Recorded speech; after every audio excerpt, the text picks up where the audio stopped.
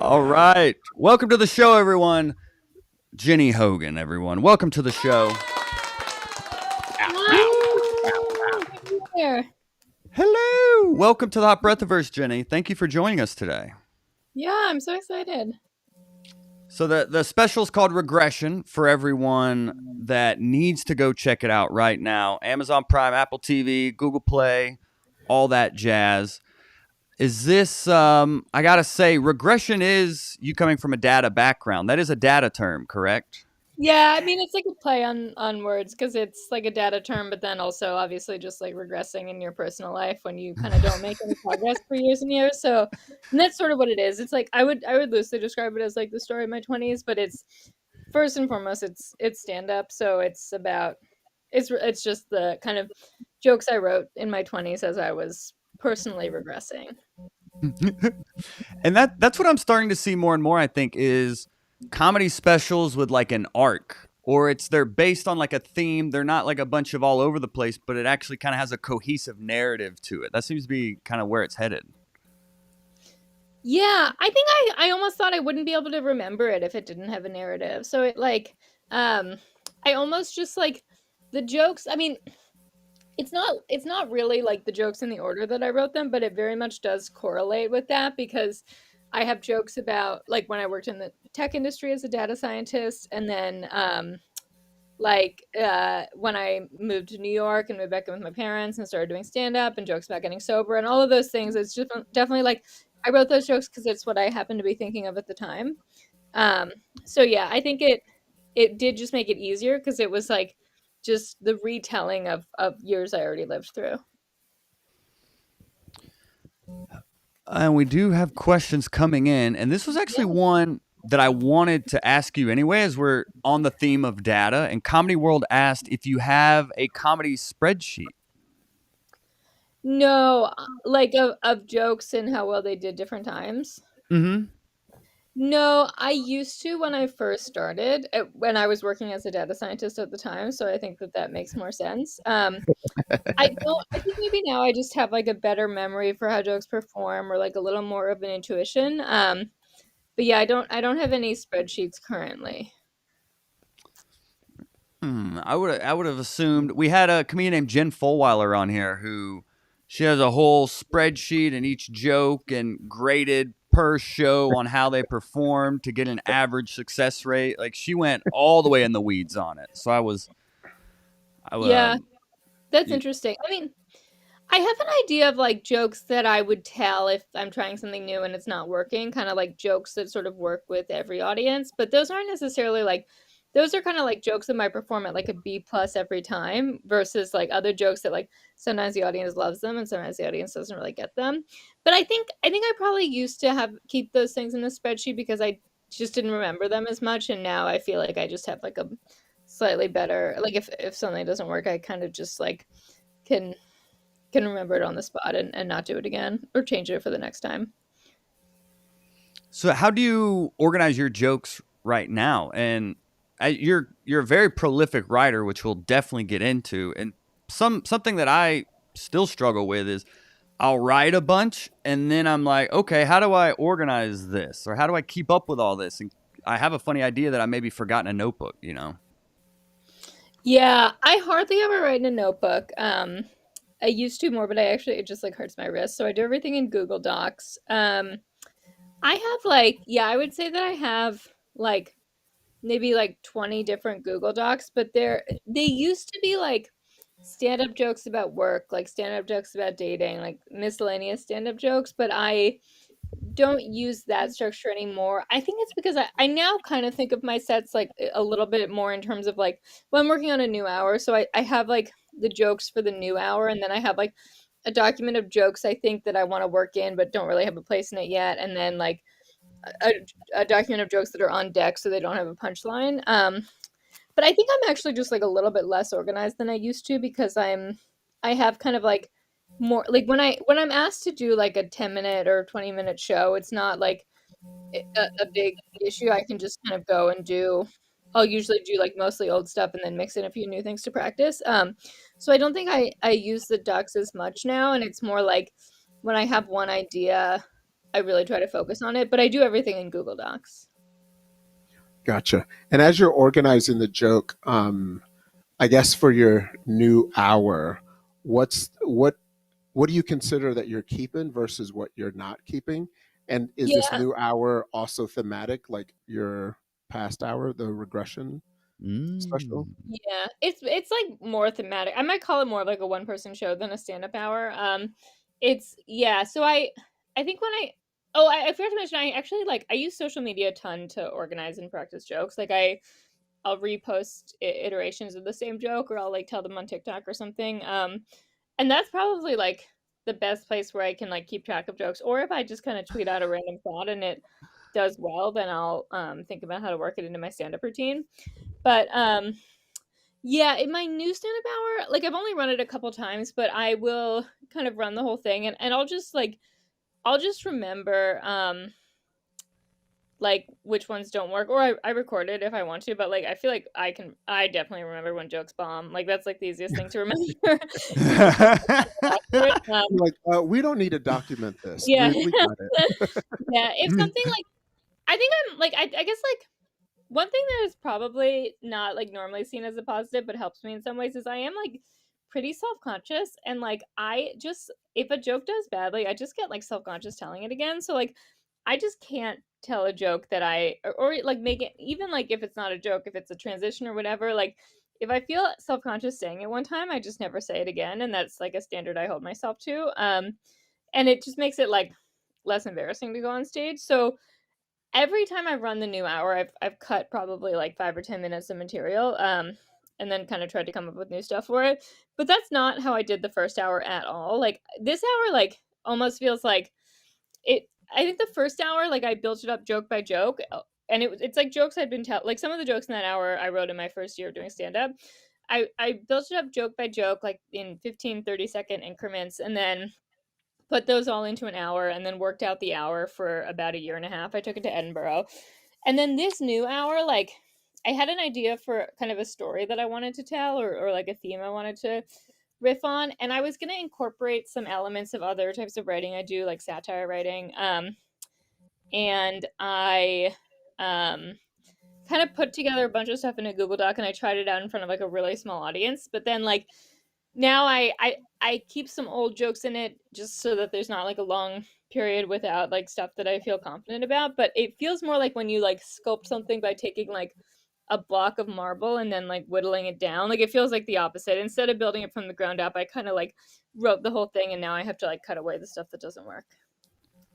Gotcha. Oh, interesting. You Yeah. almost wrote it out, like you typed it out almost like word for word in a sense. Is that what you mean? Yeah, sort of, because I actually wasn't sure that I wanted to do it as stand up versus as like kind of trying to write something, and I still might like put it out into the world as more of like an audio essay. It's new, and Hmm. I'm like I don't have as much time for stand. Oh, that's another big thing is that like I used to have way more time for stand up, so I could do like 5 open mics in a day, and now Yeah, I don't really, and it's gonna have to just be like once a week I can put up the whole hour and I have to kind of practice it from there. for sure. Yeah. And just to step back for a second, you said you'll write a joke and then say it on TikTok as like a talking head video to Yeah. almost like open mic it on social media. I think I do that because I don't have time to go to open mics anymore. That's Or like I mean interesting. I can make Yeah. time to go like but I it feels faster and Huh. I used to go to open mics like all day, like I'd start at Of like course. 4 in the afternoon and like I knew a lot of people there and it's just like I think that there's this element of like it's not that fun anymore because I don't see my friends. So Mhm. I have not really had the energy to go to open mics in like a couple years. But it's not like I don't like think I'm above them or anything. Like there are a lot of times where I have like a slow afternoon and I'm like, oh, I really should go to an open mic, but I just very rarely do. Yeah. Yeah. And as you're working workshopping this stuff on TikTok, I guess how did you get there to where you're like, oh, if I workshop this on TikTok, this will give me a pretty good gauge? And have you seen the reaction when you do it on stage be similar to the reaction on TikTok as well? And what Yeah, is that gauge you're looking for as well? yeah. So I will say like if a joke doesn't, I mean, TikTok is sort of different in that, like, I feel like it either it takes off in the algorithm or it doesn't. But it's like if it doesn't take off, it doesn't feel like anyone sees it. So like I wouldn't like write a joke off because it doesn't take off in the algorithm, like because that kind of it's almost like I do it on TikTok to like practice saying it, and then if it goes, and because it's content for my TikTok, and if it ends up like if something I don't think is that funny ends up getting a lot of views or a lot of likes, then I think that maybe it's like funnier than I thought. But I don't really like give up on jokes if they don't do well on social media. It's more like I use the social media to practice and potentially to refine them. And also like something might that I don't think is going to work on stage might work on social media, and then I'll try it. But often like it works on social media and not on stage. It doesn't necessarily go back and forth. Got it. And yeah, the testing the jokes kind of ties into Portrait and a Podcast asking, if you're considering getting into comedy, should you wait till you have 5 minutes you're proud of, or just get on stage when you have something okay and try not to overthink it? I think that you should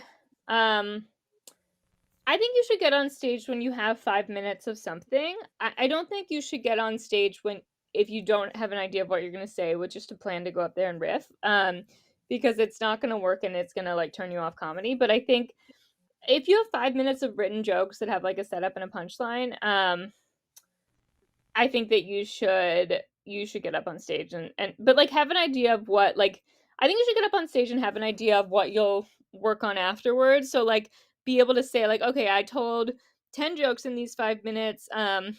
Three of them didn't get any laughs. Five of them got like a small laugh. Two of them got a big laugh. So I'm gonna keep these two that got a big laugh. I'm gonna work on these five, and I'm gonna get rid of these three. But like go on stage. Like it doesn't have to be a good set, and in your first time it probably won't. No offense, but like go on stage like a game plan for how you're gonna like iterate for the next time. Yeah, and actually on our email, we had Alyssa Phillips reach out, and this is tying into jokes working in some places and not others, but she said she's starting to do a lot of road gigs, and it's tricky because some jokes work in one city but won't in another. What do? Do you abandon? How can you incorporate something in to try to make it work?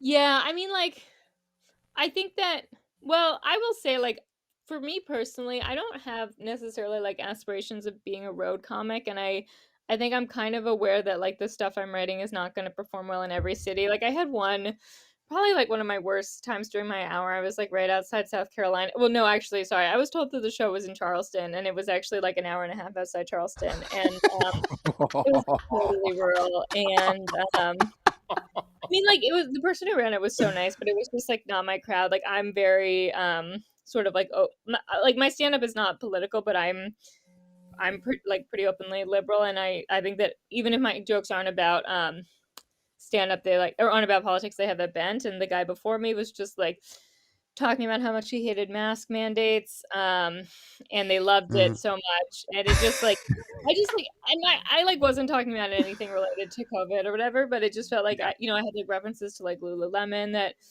they just it was just like so not my crowd.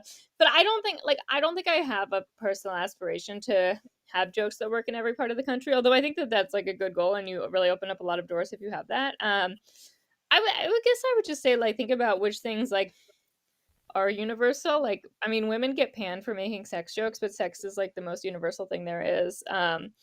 Like people like there are a lot of things that people are doing everywhere.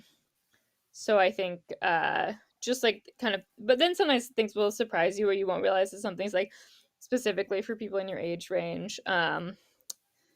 Yeah, but I don't know. I've been surprised because I have a lot of jokes about like working in tech in San Francisco that I would have assumed don't work like outside of the tech centers, but they often do because like there are jokes about like how it can be annoying to like work with a lot of men, which I think like women relate to everywhere. So yeah, I think I mean the only way to know really is to go try the jokes out. I know that's not a very helpful answer, but No, I yeah. thought it was very helpful. Yeah, that's Okay, helpful. Yeah, for Yeah, sure, yeah. for sure. cool. They'll sometimes not work in terms of you can take kind of tally of who's in the crowd, and sometimes a joke just won't work in front of certain audiences versus others. But it's good to have that context. And I think before I perform, I always kind of study the crowd. I always think, okay, what day of the week is it? What time is it? Is it mainly couples? Is it people that were at a bar who weren't expecting comedy and now there's all of a sudden comedy? I do kind of take a census on the room to get a little context before I actually perform, just to kind of see how and what may work or what kind of vibe they're in. So Yeah. I I think, also found like the more personal, the more universal as well. So people may not work in tech, but like you said, they relate to the workplace experience and all of that. So you were able to put it through the lens of something people can relate to. So maybe Alyssa could also think about material that may not be hitting in certain cities of how can I personalize this more, or how can I put it through a different lens that maybe is a little more relatable. And like you said, trial and error as well. yeah. Yeah.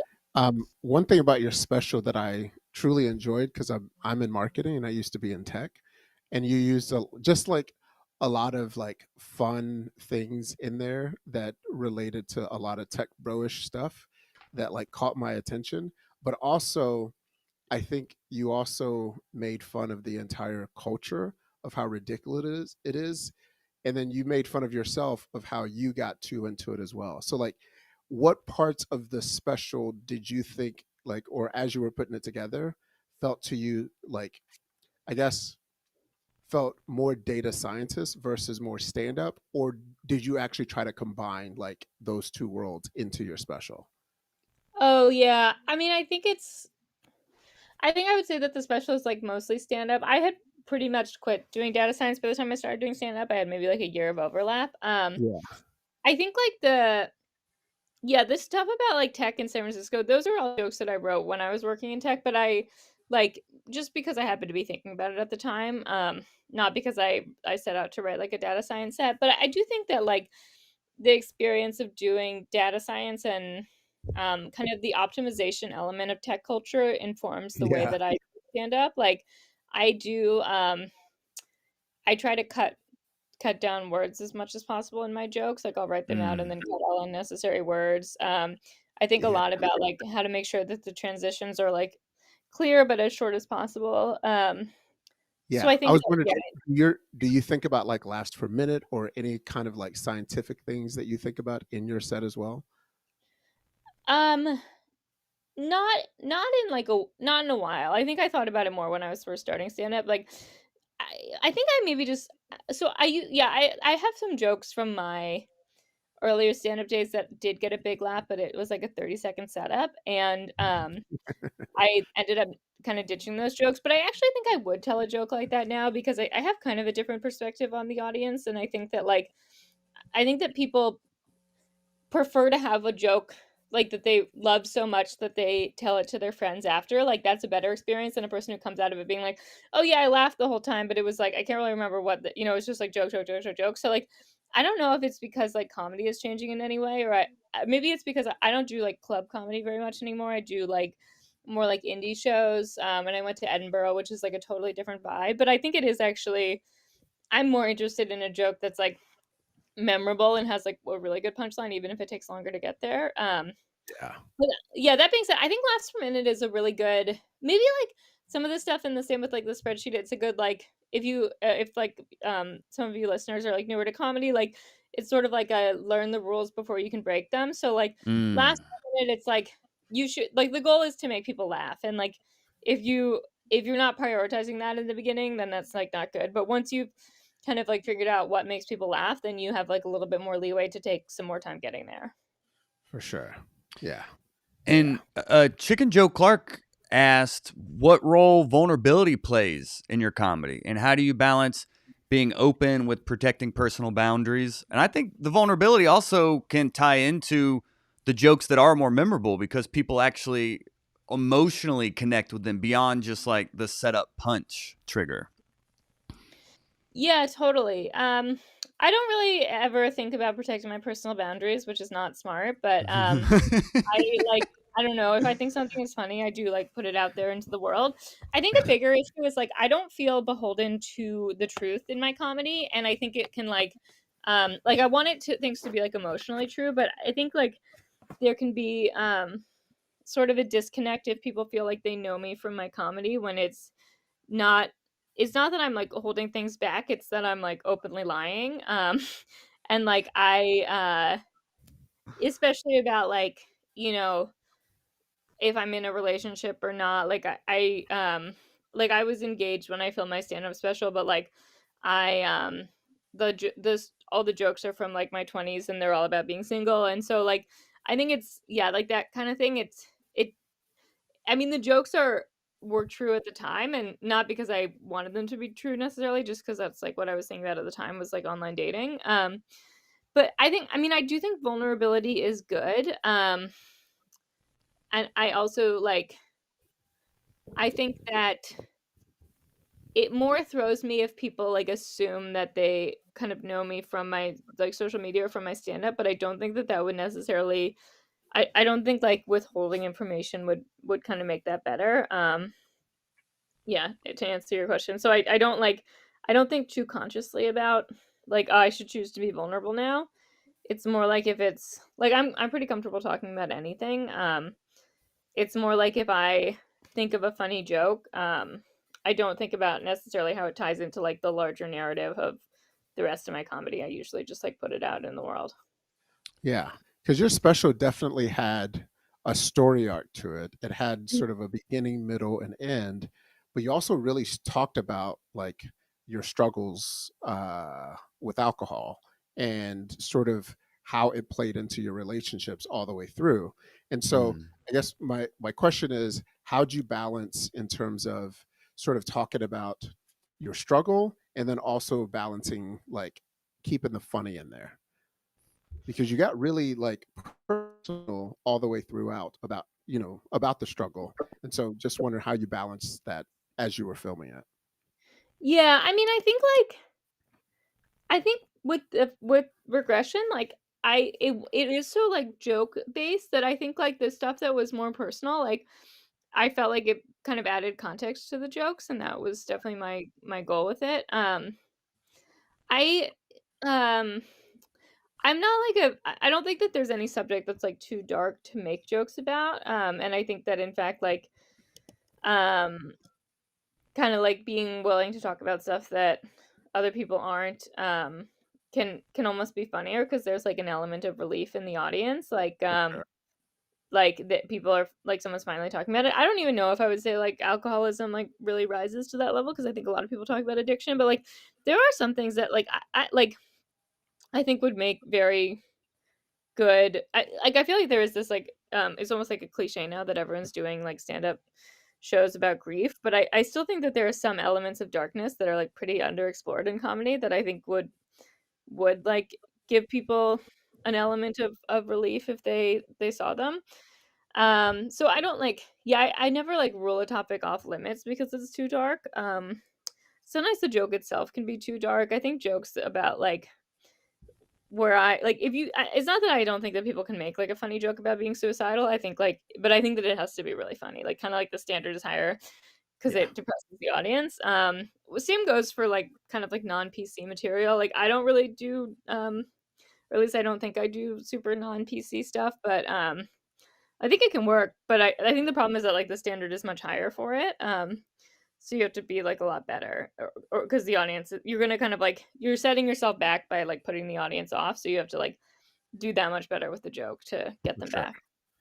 Yeah, Yeah, it's also like you said earlier of kind of learning the rules before you break them. I think sometimes a comic will try to take these big swings on these Yeah. topics without first knowing how to make like the weather funny or something like Yeah, that. exactly. Yeah, yeah. Yeah, like I do often think like the people who imitate like Anthony Jeselnik are so Uh, bad. Like if they get like he just like, you have to really be as good as him to tell jokes about the kinds of things that he does. yeah. yeah, Hmm. yeah. But Daphne Steinberg actually asked about politics and comedy. And do you think some people say they don't mix. What is your take on that? I definitely think they mix. I also like kind of think anything can like I don't think I have any sort of rule about like which things do and don't mix with comedy. So I like yeah, I mean I politics I for work right now mostly write like a humorous politics newsletter for Betches. So that's it is my job to mix politics and comedy, but right now it's like very easy because and I think it's been easy for a while, and I think it's also like cathartic for people. Yeah, Yes. I'm not like I'm Yeah. curious if like who like I guess what I would say, so this is about like comics for Kamala. To me that feels really like I don't see what the issue should be because they are stating outright who Yeah. the who it's for. I could see an issue if it's like you go into a comedy show and there's no mention that it's going to be about politics, and then it's like there are people bombarding you with opinions that you don't agree with, or like Yeah. it's like just open propaganda for someone and you didn't know that that's what it was going to be. I could see why Hmm. people think that that's like a bad move, but yeah, I think that I think comics for Kamala sounds funny. I think that they would have a lot of Just material not to work funny. with, and I think Yeah. that they get, like a lot of people going to see them. Yeah, and they're raising a lot of money, and it also ties back again to like it's got to be funny. Yeah, Like Yeah. you could, it has to be funny first. So yeah, some people will I- go up there and just kind of wax poetic and try to, like you said, just have an opinion without a punchline. But yeah. it's got to be funny. Yeah. And I think like someone just said that it's going to alienate half your audience. Like I don't know if that's true because I think like it is true that we're like the political parties are pretty much divided in half, but I think that like the majority of people like don't feel that strongly. So I think like uh especially like a person in New York City who might be like conservative, I don't think that they feel alienated by comics being like you know, like liberal because they're probably just very used to it in New York City, or like making jokes about Trump. So I think it's like, I think it like I would say that making jokes about the top two candidates is probably not that alienating, just because like everyone they're like they're public figures, they're ripe for mockery. Like I think yeah, I think it's like something people are very used to. It's just like the having like politicians kind of mocked openly. For sure. But Yeah. I think yeah, in the South, it feels a little different. I'd say, depending on some of the rooms that I go to, that if you make fun of one party, people either like cheer you on or they'll be like, ah, no, don't do that. Don't do that. I get that sometimes. But also, I have found that if you make fun of both parties, then people are a little Yeah, happier. Like they're yeah, like, okay, at least you did both, kind hmm, of thing. yeah. yeah. Aaron Vaughn has a question saying they're a big fan and they love your Substack, which is great. So we definitely will want to get in and promote your Substack as well. But their question is, it seems there's a large audience of right wing broy comics. Do you feel there's a larger space for more progressive comedians now? Um, definitely. I think yeah, it's interesting. I mean, I think that I would guess that there are far more progressive comedians. Maybe I'm just like biased by who I see on my feed. I almost think that because like there are a lot of right-wing broy comedians, but I also think that there's like a small enough number of them that there's kind of a lot of money in it for whoever does that. Like I feel like Theo Vaughn, like I don't even know if he's like right wing necessarily, but like I think that like I don't think he's that I don't know. I don't think he's like some like amazing talent, but I think that he's like willing to fill a spot that a lot of people would have kind of like objections to filling, and so because he does that, he's like really kind of like moved himself up pretty far. I think like yeah, I would say like I feel like there are a lot of comedians who could make like enormous amounts of money if they were willing to open for Joe Rogan, which isn't to say like it's easy to get to open for Joe Rogan, but I think that like because of how like he is off-putting to a lot of people, so they don't want to be associated with him. Yeah, I don't know, but I guess I would say yeah, like I Yeah, don't it's even know. Maybe because I'm a progressive, I don't even really think of like comedians as being progressive comedians. I only really notice if someone goes like super right wing because a lot of them are like it feels like newly right wing, and I assume that it's because there's like a financial incentive. hmm, that's interesting. Hmm. Yeah, and I don't want to say like I think it's like bad to listen to Joe Rogan, but I think that like or like I know like a lot of I know he's really popular, but I think that there's like an element of his brand being like a little bit too controversial so that people don't necessarily want to like would kind of be worried about like pushback if they were part of it. For sure. Yeah. But either way, these aren't people you're going to for political advice. Like these aren't like political experts you want to go and be like everything they say is true. But with Right. social Yeah. media, it's Yeah. very now easy for there to be silos of you can kind of your Yeah. algorithm will almost appease whatever your opinions are, and that's just what you see more and more, and it just kind of Yeah. builds on that. So that's a part of it as well of the fragmented audiences of there's progressive or there's bro right wing, because like with Yeah. social media you can kind of just subscribe to what you believe in, and then that's all you got to do really. Yeah. Yeah. And I will say, like, I've done comedy in San Francisco, New York, and LA for the most part. So those are like very liberal cities. So like I don't know if that's like an accurate impression of what it is like in other places. I feel like it has been really notable the times that like a comedian has like kind of gone right wing, and then it feels like they pick up like hundreds of thousands of new followers, and it's very like kind of stark. Yeah. And but Maybe maybe that's that's what I need to do. yeah. No, I honestly think I it already look works. like I have a tiki torch, so maybe I should just lean in. That'll be my merch at shows. I'll just sell tiki torches.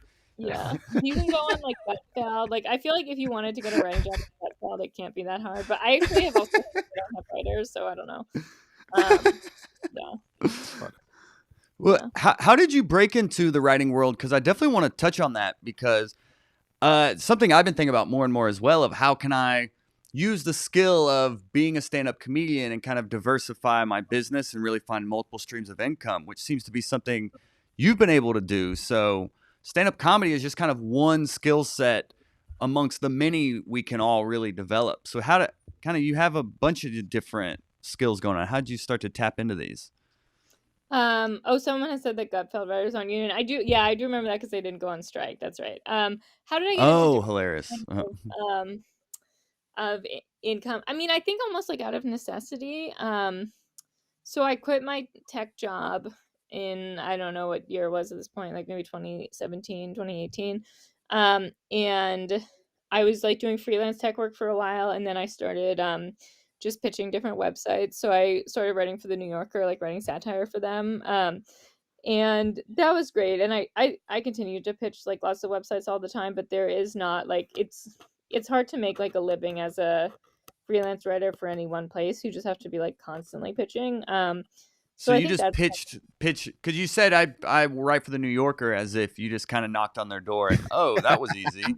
Like you're no big deal, just writing for the New Yorker, you know. So did you just like throw them a bunch of ideas? You just emailed them or yeah, at the time they had just submissions instructions on their website, and you email them okay. full pitches, which is like a little bit can be a little bit daunting at first because you have to write the whole piece. Whereas now like there are other publications where you can pitch them just like a paragraph idea.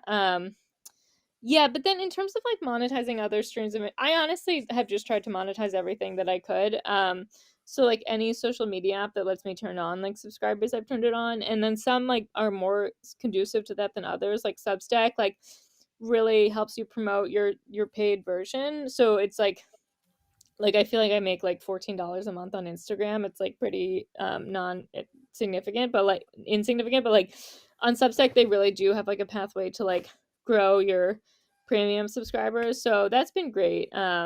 I was like getting paid by TikTok for a while, and then they like kicked me out of their program for like posting too many sex jokes or whatever. So it's like I think that's kind of why I feel like I have to diversify is that like none of them feel all that stable. Mhm. And then, I mean, like the best things ever when they come around are like corporate stand-up gigs because like they like companies don't know that stand-ups will work for basically nothing. So you can really pick them out of the booth just one Don't night. Like say that, Ginny. You're You're giving away ruining the it for us. sauce. Yeah. No, yeah. yes. Yeah. No, we've Yeah. done corporate gigs, and I was like, I can't believe y'all did this, but I Yeah, took yeah. it for sure. Yeah, no, it's pretty great. It's great. Yeah. Yes. Yeah, that's what Eddie Coleman had asked about that pricing of like, how do you set your price? Is your club price different from corporate price? Uh, yeah. Um yeah, definitely. My corporate price is a lot higher. I don't really have like a club price. Like I feel like normally when I get booked, they just tell me how much they're gonna pay me anywhere. Yeah.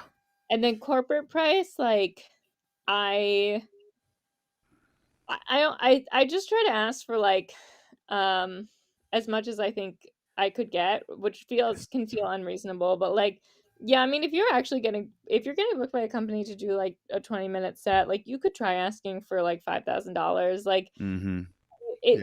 it might not work, and they might, and I've had times where they're like, the most we can pay is $300, and I've been like, and it's so embarrassing because I'm like, I for this kind of thing I only charge 5,000, and then they're like, we can only pay 350, and I'm like, that's also fine. Like it's just like I feel like I was just totally full of shit. Like I would do this for any amount of money, but I yeah, I try to like, because I think like they're not used to booking comedians, so if Oh, you tell yes. them that it's $5,000, that's like how much they think it costs. Yeah.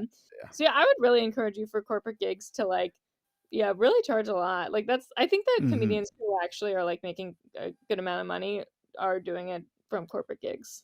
Oh my God, yes. I remember I used to work in corporate, and we were looking to book a comedian, and at the time it was Brian Regan. Yeah. And this was maybe like 17, 18, and his price was $225,000. 225,000. Okay, I need Yes. to charge more than 5,000. Yeah. Yeah, yeah, Do yeah. you I pay mean, it? but that was like the pricing of Yeah, corporate yeah, comics yeah, at the time. yeah. And a lot of that stuff doesn't like change. I'll tell you this, Mr. Seinfeld, cool million, baby.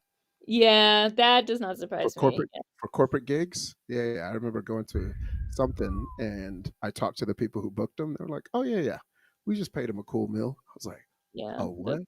yeah. And it was like 15, 20. It was like it was a 30-minute set. It was a 30-minute set. Oh Yeah. my Yeah, gosh. yeah. Damn. Great to be Seinfeld. Oh my God. Yes. Yeah. I mean, but that's what the greats get paid Yeah, for sure. yeah, yeah, yeah. Yeah. Maybe I need to raise my price. Wow. We really, yeah, we went from 5 grand to 1 million. Yeah, People yeah, listening are like, wait, what's the range? Wait a minute. What? yeah. Yeah. Yeah, But that's Can I just sell you. merch at this corporate event? Yeah. I have koozies for sale. yeah. Yeah, I know. Also, it's like really embarrassing when you're getting paid like several $1,000s, and then you're also like stealing the snacks at the end because it's like I'm not gonna get another payout like this for like months. Like it's not like an That's everyday thing. yeah. Something that comes up a lot in here is like having a daily writing routine, breaking writer's block, writing more consistently, finding inspiration, all these like barriers to just sit down and write.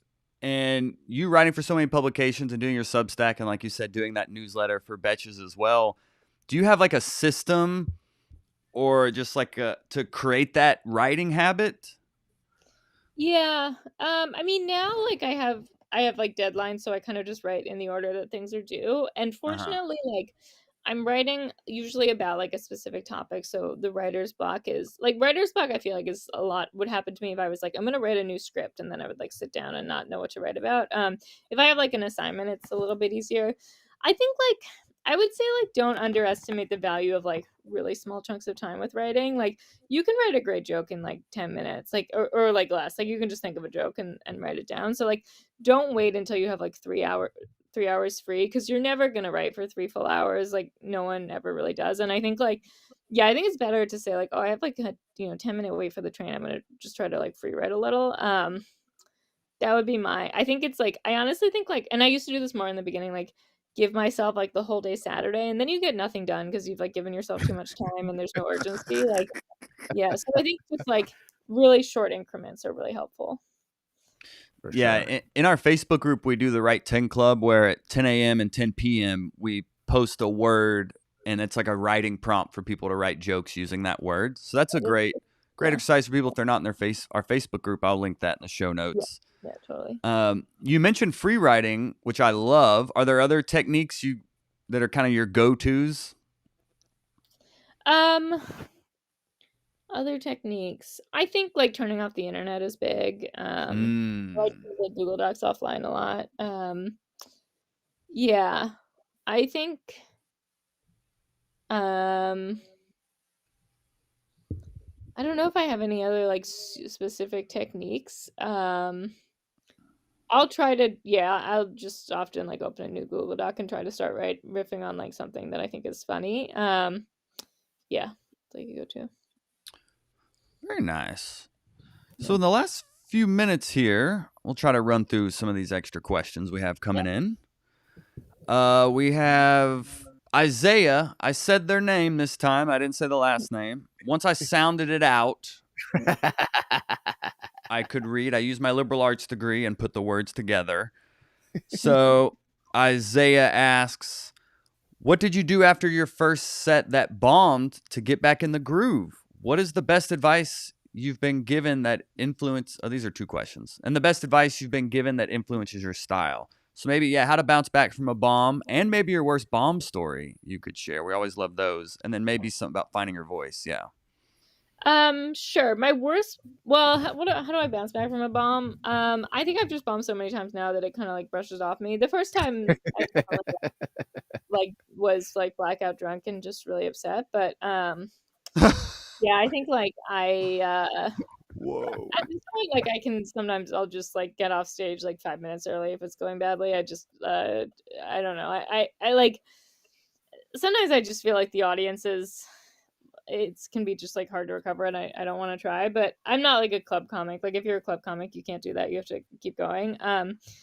In terms of my worst bomb, well, I did this corporate event one time that like was firstly, I was like weirdly like opening for Larry Summers. Like it was, I mean, like not as that wasn't like the formal thing. I wasn't like hired to be his opener, but like he was coming on after me, and like it was called like I don't know, the Bank Policy Institute, something like that. It was in this huge hotel in New York, in this like huge ballroom that like was horrible for like acoustically it was horrible for stand up, but that wasn't really the problem. It was just like the audience was all like 60-year-old men like on their phones, and like my first joke, like I was so dumb, but their organization was called like the Bank Policy Institute, and it said right behind me like BPI, and I said like BPI. I thought that's how you knew if you were underweight or overweight, and then like it was like so stupid and nobody laughed, and it like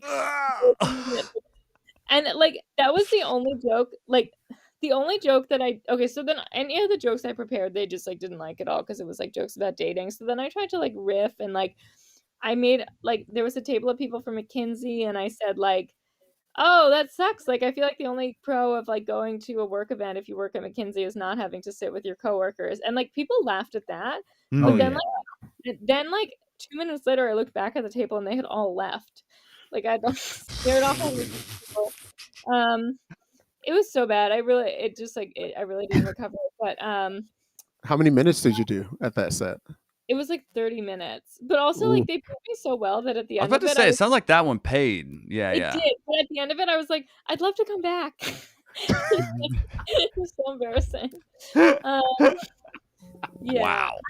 Um and then advice, the best stand-up advice I've gotten. Mm-hmm. I guess like best stand-up advice. Um I think like I think because of the way that I perform and that I'm like a little bit more of like a writer and I'm kind of less engaged on stage. Like the director of my stand-up special told me that if I feel like I'm getting too into like saying the jokes word for word, I need to like make eye contact with someone and then um pretend like I'm just having a conversation with them. And so I think that's really helped me on the performance side. Mm.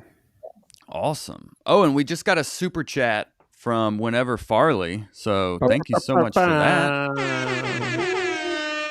Look at that. We just made $9.99. That's money. Awesome. That's Even cash more. money, I bet baby. it's a I've lot less. That's We'll more split money that that I've three made ways. that's more money than I've made at 3 gigs this week. So Yeah. that's winning, dude.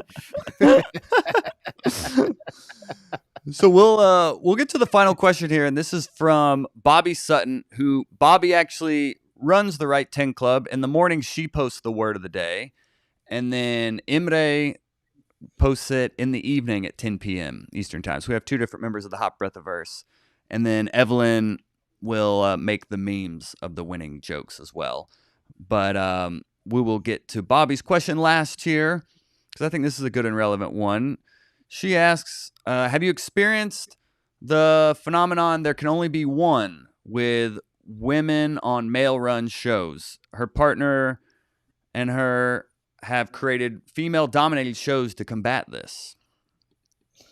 Yeah, I've definitely experienced it. I also think there's like this really weird thing, and hopefully it's like out of date because I haven't been doing like clubs in a while, but like of like women not being able to go back to back, like for whatever reason, like they have to have a Hmm. man, and like I would firstly, it's like very annoying if one woman has like a scheduling conflict and like needs to go early or late, and then like that is added into the fact that the women can't go back to back. It's so bizarre. Like I used to make a joke that was like, I don't even know, it was some stupid like, oh, like yeah, of course two women can't go back to back because what if one of them menstruates on stage? Then you need time to clean it up. Like, but yeah, it's just, like I don't know, it like doesn't make any sense.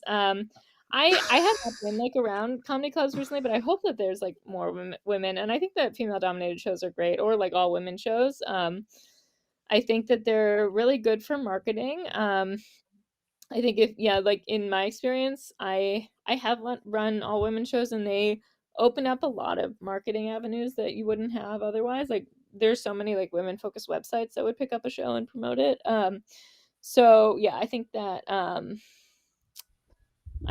yeah, I think it's great. But yeah, it's definitely like I don't know. I've never felt like competitive with the other women because I thought there could only be one of us on specific shows. Like it's never felt like such a like openly stated rule. It's more just like I think clubs can be like a little bit unpleasant for women to hang out at. Like that's been my experience. So like they don't do enough to like reach out to women.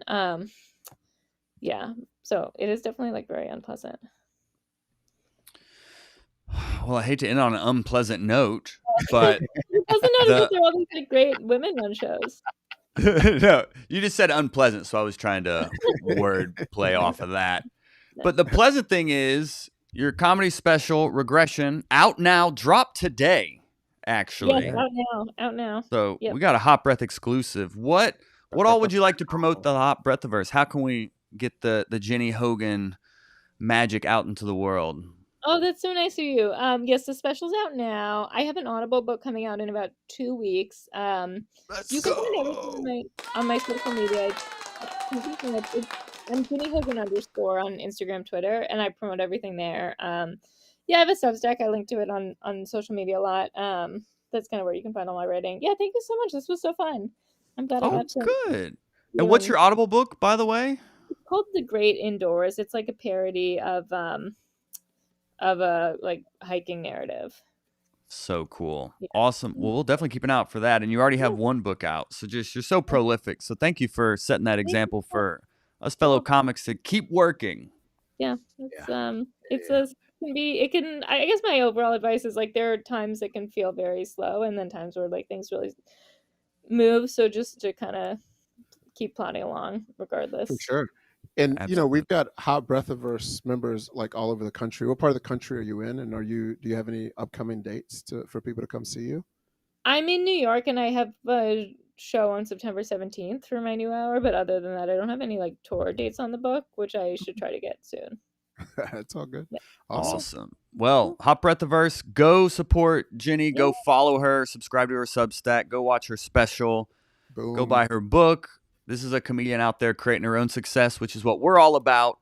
So if you enjoyed this episode, we do this every Tuesday at 5 p.m. Eastern Time on our YouTube channel. The easiest way to keep up with this is to join our email list linked in the show notes. And until next Tuesday, we didn't even say our names at the beginning, but I'm Joel Byers, I am co-host Yoshi So. Ginny Yes. Hogan. Thanks for hanging out, and we Yeah. will see y'all next Tuesday. Hot Breath Verse. Bye. Bye. Bye.